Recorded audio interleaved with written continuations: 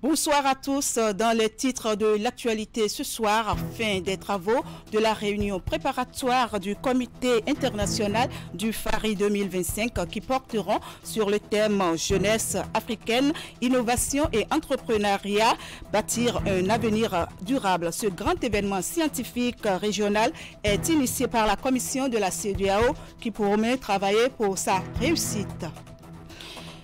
Point de presse de la cellule de contrôle et d'inspection des structures de prestation de soins médicaux jeudi dernier. Une séance pour mettre l'accent sur l'exercice illégal de la médecine. Vous suivrez plus de précisions en cours de journal avec le professeur Blaise Aïvi. Et puis, signature d'un accord de partenariat entre l'école supérieur de management ESM Bénin et l'Institut de formation à l'information et à la communication IFIC, un accord qui vise le partage des expériences professionnelles dans plusieurs domaines de formation. À nouveau, bonsoir et bienvenue sur Canal 3 Bénin. Je l'annonçais en titre, les travaux du Fari 2025 seront axés sur le thème jeunesse africaine, innovation et entrepreneuriat, bâtir un avenir durable. La thématique a été définie au cours de la réunion préparatoire du comité international de ce grand événement scientifique régional. Toutes les préoccupations liées à l'organisation de ce deuxième forum africain pour la recherche et l'innovation ont été planifiées à la rencontre de 4 jours à Cotonou qui s'est achevée vendredi dernier. Initiatrice du forum, la commission de la CEDEAO qui promet de mettre en œuvre la feuille de route pour la réussite de cette foire africaine de la science prévue pour se tenir au Bénin l'année prochaine. On écoute le directeur par intérim de l'éducation et de la science à la commission et le directeur général de la recherche et de l'innovation au ministère de l'enseignement supérieur et de la recherche scientifique à l'issue de cette session. Il s'agit d'un thème porteur qui propulse la jeunesse au cœur de l'innovation, la science, au cœur donc du cadre général de la célébration du cinquantenaire de la CEDEAO en 2025. À travers l'approche de la participation des inventeurs et des start-up, le Fari place les jeunes au cœur du débat et veut contribuer à apporter des pistes de solutions aux jeunes de la région. Nous avons admiré pendant ces 4 jours l'atmosphère et l'ambiance au cours de ces travaux qui a régné, qui était donc vraiment une ambiance plaisante. Cette ambiance a été aussi marquée hier par la visite surprise de Madame la ministre de l'Enseignement supérieur et de la recherche scientifique. Je voudrais donc à ce titre réitérer tous mes remerciements aux personnes ressources, aux consultants qui ont une fois démontré de leur expertise. Madame la ministre me charge donc de remercier tous les participants, de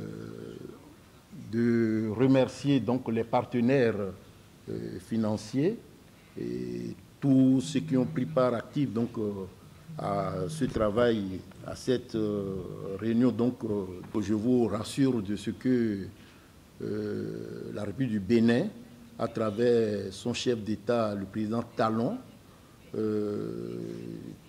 en tout cas, porte une attention particulière donc, à la recherche et l'innovation, qui en réalité doivent nécessairement accompagner le développement. Toutes les décisions seront prises pour que donc, Fari 2025 soit une réussite.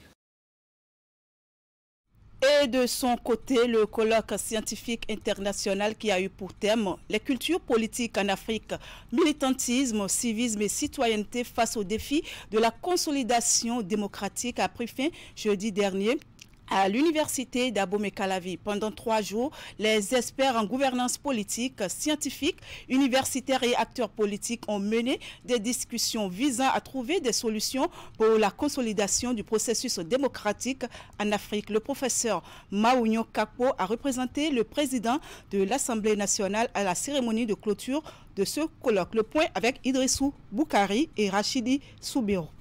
Les formes d'organisation sociale. En 3 jours de travaux, la moisson est abondante à l'arrivée. Démarré le mardi 25 juin 2024 au Palais des Congrès de Cotonou, le colloque scientifique international sur les cultures politiques en Afrique a pris fin ce jeudi à l'université d'Abomey-Calavi. Le comité d'organisation se réjouit du déroulement des différentes phases des activités inscrites au programme. Pour nous, à l'Institut, nous pensons que dans la recherche des solutions, des voies et moyens pour la consolidation de la démocratie en Afrique, le temps de la réflexion est un temps précieux. Il est important parce que c'est de la réflexion que jaillit la lumière, parce que c'est en réfléchissant qu'on peut mieux prendre les décisions, que le décideur peut mieux orienter l'action. Et ce temps de réflexion, je crois que mon vœu le plus cher, c'est qu'il puisse se répéter, de sorte que d'autres initiatives de ce genre puissent se concrétiser. Le colloque était assez sensible. On l'a devant nous tous, les cultures politiques en Afrique. Le risque était grand que chacun laisse exprimer ici ses subjectivités. Mais heureusement, comme l'a rappelé tout à l'heure le collègue président du comité d'organisation, l'effort a été fait d'objectiviser les points de vue. Et même si de temps en temps les discussions ont été électriques, je crois qu'en fin de compte, tout s'est bien passé.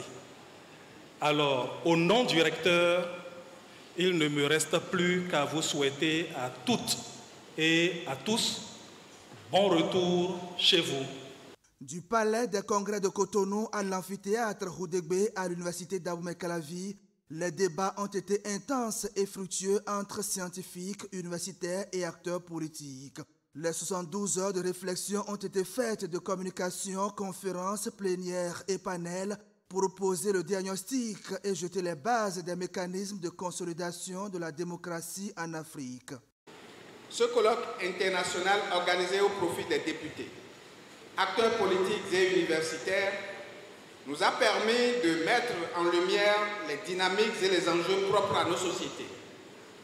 Les contributions de haute qualité, les analyses approfondies et les débats passionnés ont démontré l'importance de renforcer nos institutions démocratiques, de promouvoir une culture politique et inclusive et participative et de consolider les acquis démocratiques dans nos pays. Le colloque scientifique international sur les cultures politiques en Afrique est une initiative de l'Institut pour la gouvernance démocratique en collaboration avec l'Assemblée nationale à travers l'Institut parlementaire du Bénin et l'Institut néerlandais pour la démocratie multipartite sur financement de l'ambassade des Pays-Bas près le Bénin. En titre également, je vous le disais, la cellule de contrôle et d'inspection des structures de prestation de soins médicaux a tenu dans la soirée du jeudi dernier un point de presse pour mettre l'accent sur l'exercice illégal de la médecine. La cellule dénonce cette pratique et appelle à la conscience de tous. Suivez pour plus de précisions un extrait des propos du coordonnateur de la cellule, le professeur Blaise Aïvi. Au cours de ce second trimestre de 2024, nous avons actualisé nos outils de travail, notamment les guides d'inspection et de contrôle des établissements de santé et le guide d'investigation et d'analyse des causes profondes des événements indésirables.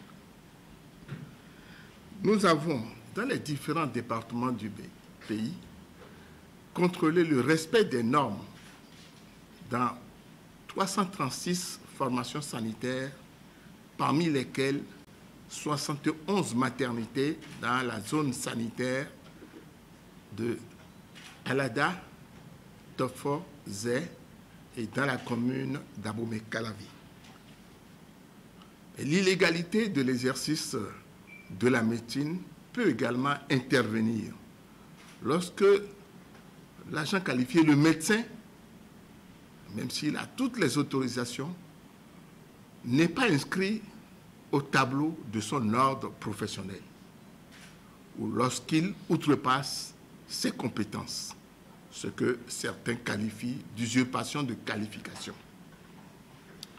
Que vivons-nous lors de nos descentes sur le terrain? Nous constatons une exploitation des établissements de santé sans autorisation d'ouverture et d'exploitation. Des agents de santé qualifiés, voire des médecins qui font des prestations dans un établissement sans autorisation d'ouverture et d'exploitation. Parfois, c'est des professionnels de santé qui disposent de toutes les autorisations requises pour exploiter un établissement de santé, mais qui posent des actes qui dépassent leur cahier de charges. Quelques exemples.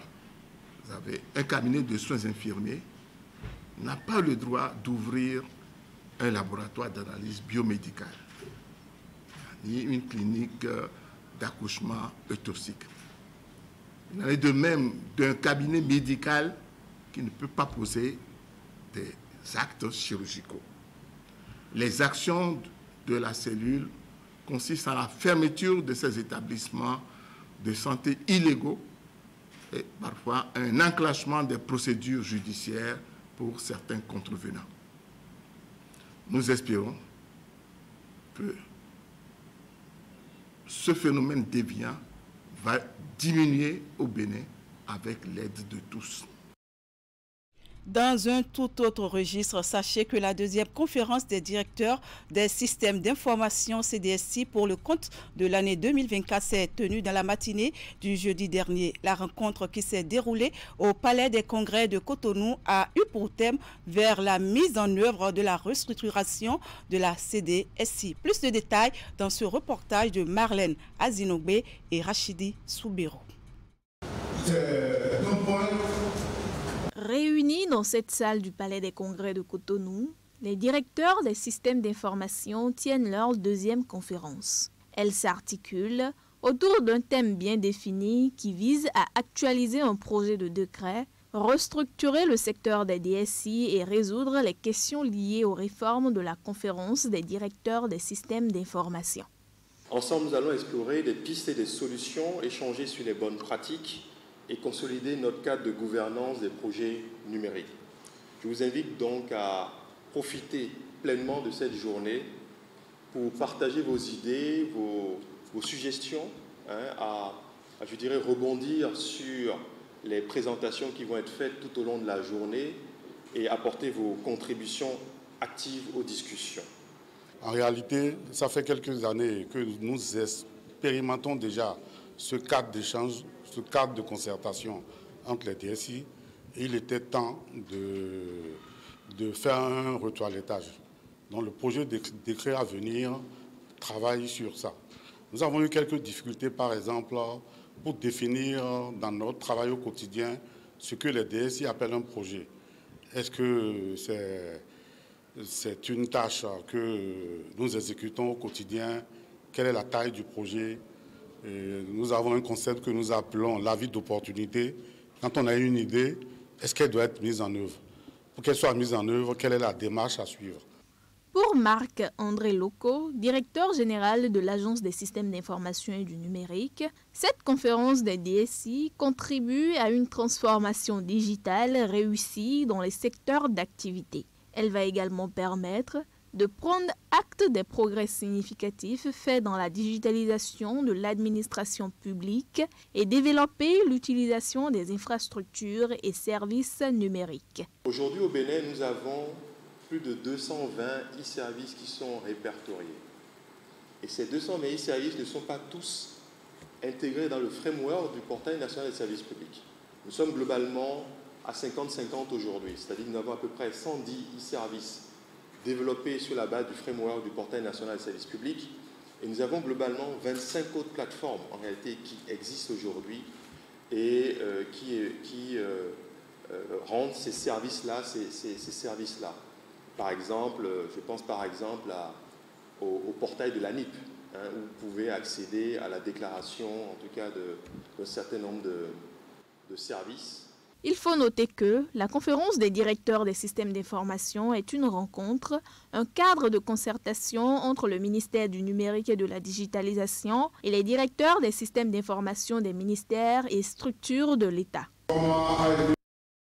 Au Bénin, l'État central tient le pari de son assistance financière aux collectivités locales. Une assistance qui se manifeste à travers le Fonds d'appui au développement des communes FADEC. Pour cette année 2024, la répartition de ces dotations entre communes se fait dans la commune d'Aplaoué, dans le département du Koufo. Et c'est à la faveur de la première session ordinaire de la Commission nationale des finances locales, CONAFIL. Session dont les travaux nous sont ici résumés par Narcisse Alossé et Florent Dou.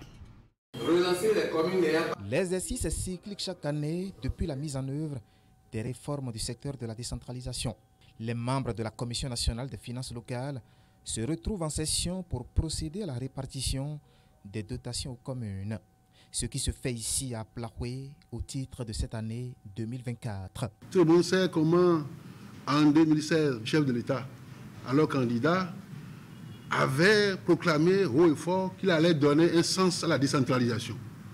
Nous le remarquons aujourd'hui, vu les grandes réformes qui sont opérées. La réforme est une chose. Il faut donner les moyens au territoire pour qu'ils se développent.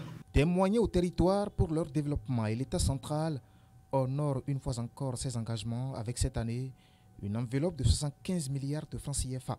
Enveloppe dont la répartition du contenu se fera entre les communes et en fonction des lignes budgétaires. Environ 23 milliards seront consacrés aux charges de fonctionnement, 14 milliards 300 millions seront consacrés pour le FADEC non affecté investissement qui seront répartis au cours de la présente session.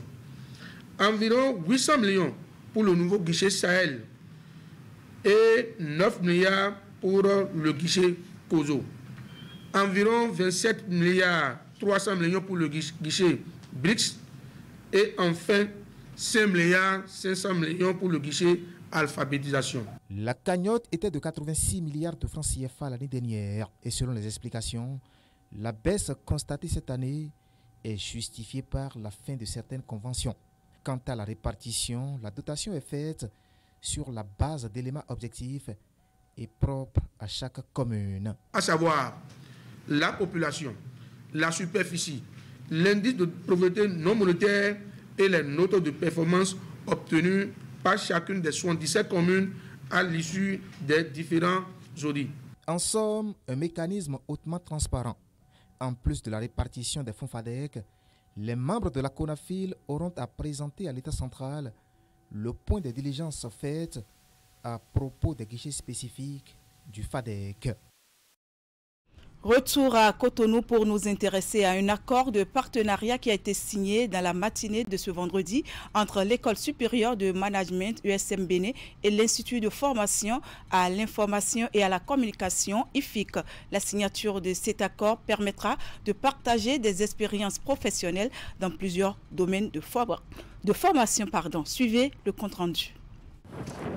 L'École supérieure de management ESM Bénin et l'Institut de formation à l'information et à la communication IFIC signent un accord de partenariat. Une formalité qui traduit l'engagement de ESM Bénin de mettre sur le marché de l'emploi des cadres compétents et bénéficiaires des formations et conformes aux normes en vigueur au Bénin. L'École supérieure de management a fait son bonhomme de chemin depuis 2007 et avec des résultats élogieux de par la qualité des enseignants qui interviennent donc au niveau de l'École supérieure de management. Après toutes ces expériences enrichissantes, nous avons voulu, à partir donc de cette année, faire partager les expériences de l'Hexagone à nos étudiants et à nos enseignants. C'est pour cette raison que nous avons commencé nos discussions il y a un bon moment et qui vont pouvoir être concrétisées aujourd'hui à travers la signature donc de cet accord de partenariat. Ce sont les domaines de management et de communication qui sont les plus ciblés. Et cet accord va permettre aux deux établissements de partager des expériences en la matière et faciliter le brassage des étudiants en termes de formation professionnelle approfondie. Ce qui m'intéresse particulièrement de monter ce partenariat et de le signer dans quelques instants avec l'ESM, et pourquoi l'ESM et pas une autre école, alors que nous avons eu des propositions, c'est parce que c'est d'abord une école du management. Alors ce que je suis en train de vous dire doit vous surprendre. Mais votre fondateur a eu la vision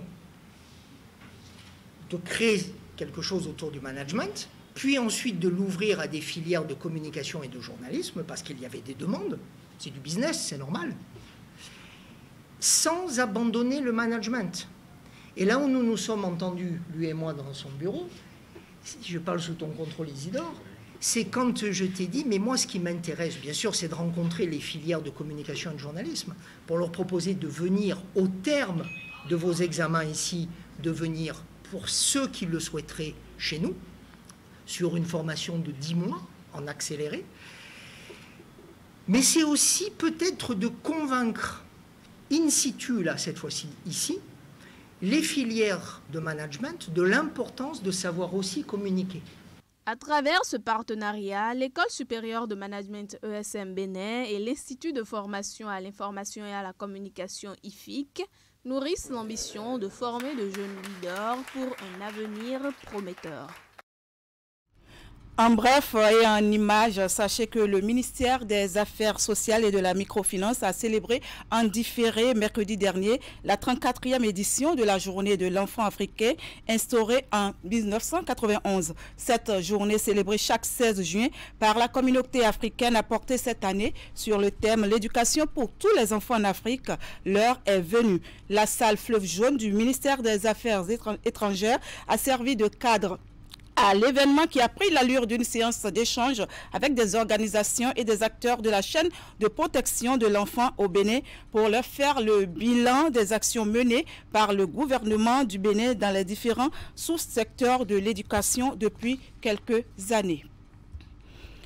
Et pour finir, parlons de l'Institut Confucius de l'Université d'Abomey-Calavi qui a célébré son 15e anniversaire d'existence. C'est le centre culturel chinois qui a abrité la cérémonie placée sous le signe de l'amitié sino-béninoise. Voici le compte-rendu d'Esther Tofa et Jocelyn Barriga.